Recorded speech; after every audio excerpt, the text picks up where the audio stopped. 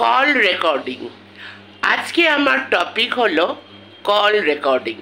এবার তোমরা ভাবছো, তার আগে ইন্ট্রোডিউস করে বলে দিই আর কি, welcome back to my channel, welcome back to me and my mom, নাহলে তো আবার এটা ভুলে যাব বলতে।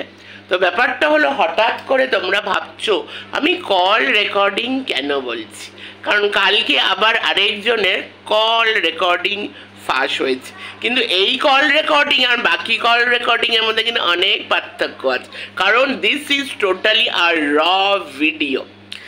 যে বলছে, যার ভয়েসগুলো আমরা শুনতে পাচ্ছি, অ্যাকচুয়াল ভয়েসই কিন্তু আমরা শুনতে পাচ্ছি, আর সব কিছুই আমরা ক্লিয়ারলি বুঝতেও পাচ্ছি, শুনতেও পাচ্ছি। কিন্তু এই কল রেকর্ডিং এই ওয়াইটিতে নতুন না,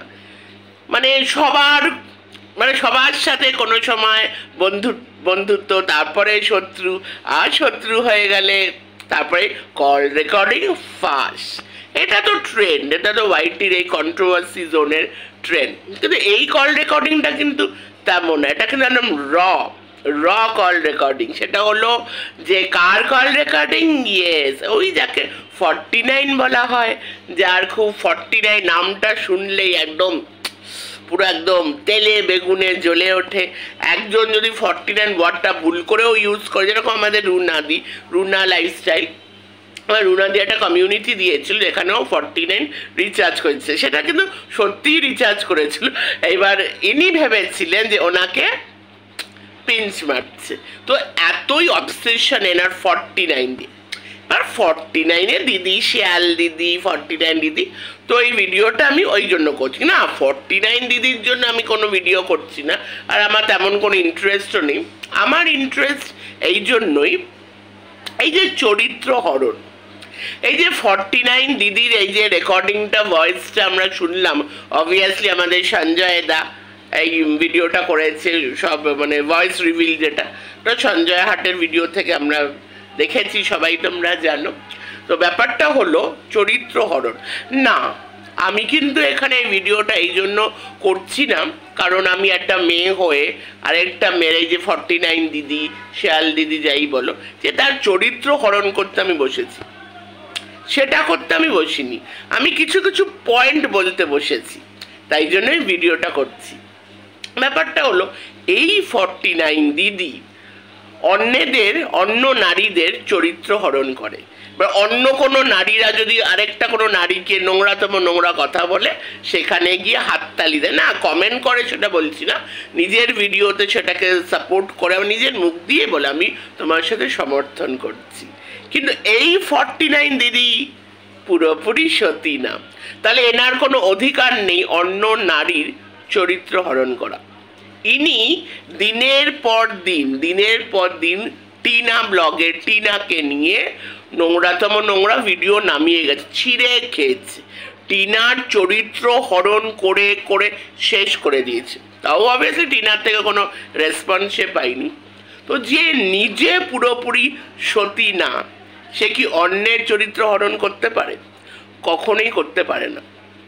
ব্যাপারটা সেই জায়গায়, আমি 49 দিদির চরিত্র ঠিক না ভুল সেটা বুঝতে এখানে এই ক্যামেরাটাও অন করিনি। আমি এটা বলতে বসেছি যে এই 49 দিদি, এই সতী সাজাটা বন্ধ হওয়া উচিত। এই যে সতী সাজা, আমি কিছু করিনি, আমি কারোর সাথে কোনো কথা বলিনি, আমি ব্লক করে দিয়েছি, তারপরে তিনি আবার অন্য নারীদের আবার বিচার করতে বসেন, আমি সেই কারণে ভিডিওটা করছি। আমি যখন পুরোপুরি ঠিক না, তাই না, তখন আমি অন্যদের চরিত্র হরণ করতে পারি না। এইবার দিনের পর দিনে টিনা চরিত্র হরণ করেছে, এবার বলবে যে টিনা তো বিরাটটা পরকিয়া করেছে, অন্যান্য ওপেনলি বলেছে, তাও ভাই দম আছে। আমি এখানে দুটো সেলিব্রিটির নাম নেব, জাস্ট ফর দ্য এক্সাম্পল, যেটা আমার খুব পছন্দের আর কি। একজন হলো স্বস্তিকা মুখার্জি, আরেকজন হলো মুখার্জি, তো হ্যাঁ স্বস্তিকা মুখার্জি, আরেকজন হলো সুস্মিতা সেন। এই যে দুজন নারী আছে, খুব আমি অ্যাডমায়ার করি, এই জন্য অ্যাডমায়ার করি, ভাই দম আছে, নিজে যেরকম সেইভাবে প্রেজেন্ট করো, ওই সতী সাজে না, আর অন্য কোনো নারী চরিত্র হরণও করতে বসে না, তাই না কি? এই যে স্বস্তিকা মুখার্জির কথাই যদি বলি, এক্সাম্পল দিচ্ছি, স্বস্তিকা মুখার্জির আর আমাদের 49 দিদির তো এই সেলিব্রিটি সিনেমা এইসবে খুব নলেজ আছে, তাই আমিও একটু এক্সাম্পল দিলাম। এই স্বস্তিকা মুখার্জি কিন্তু জীবনে অনেক পুরুষ এসছে, অনেক রিলেশনশিপ হয়েছে, বিবাহিত, উনি বিবাহিত, একটা বাচ্চাও আছে, তারপরেও কিন্তু অনেক পুরুষ এসছে ওনার জীবন। দেখো, আমি এটা বলছি না ও ঠিক কি ভুল, চরিত্র ভালো না খারাপ, অবভিয়াসলি আমি কেউ না, আমি কে কাউকে, আমি একটা নারী হয়ে আরেকটা নারীকে জাজ করা তো আমি কেউ না। হ্যাঁ, কোনো নারী যদি সতী সাজে আর তারপর অন্যদেরকে চরিত্র হরণ করে, অন্য নারীদের, আর কোনো নারী যদি কোনো পুরুষকে নোংরাতম নোংরা কথা বলে কিংবা তার ওয়াইফকে নোংরা কথা বলে সেটাকেও সমর্থন করে, আমি সেই সব নারীদের জাস্ট একদমই পছন্দ করি না, আর তাদের বিরুদ্ধে আমি উইথ লজিক আমি নিশ্চয়ই কথা বলবো। ব্যাপারটা, হ্যাঁ, স্বস্তিকা মুখার্জির কথা বলছিলাম, ভাই দম আছে। আমার না ওর ইন্টারভিউ দেখতে এত ভালো লাগে, প্রচণ্ড ভালো লাগে। ও ওপেনলি বলে আমি স্মোক করি, ও ওপেনলি বলে আমি ড্রিঙ্ক করি, ও ওপেনলি বলে আমার অনেক রিলেশনশিপ ছিল। সেটা ঠিক কি ভুল আমি জাজ করব না, আমি কখনো জাজ করব না, সে তো আর সত্যি সাজছে না, শি ইজ নট হিপোক্রেট। এই যে 49 দিদি সত্যি সাজে, সে কোনোদিন কিছু করেনি, ইংলিশে যেটাকে বলে শি ইজ আ হিপোক্রেট, যার কোনো দম নেই সত্যি কথা বলা। কেন?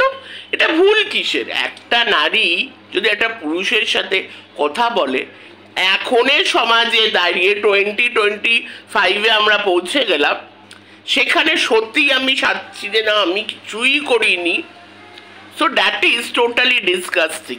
এটা তো কোনো খারাপ না, বিবাহিত বলেই। আচ্ছা, আমি এটা বুঝতে পারি না যে এই সমাজে এই বন্ধুত্ব বলেও তো একটা সম্পর্ক আছে, তাই না? কেউ একটা মানুষ আর একটা মানুষের বন্ধু হতেই পারে, সেটা নারী পুরুষই হোক, সে একটা যে কোনো মানুষই হতে পারে।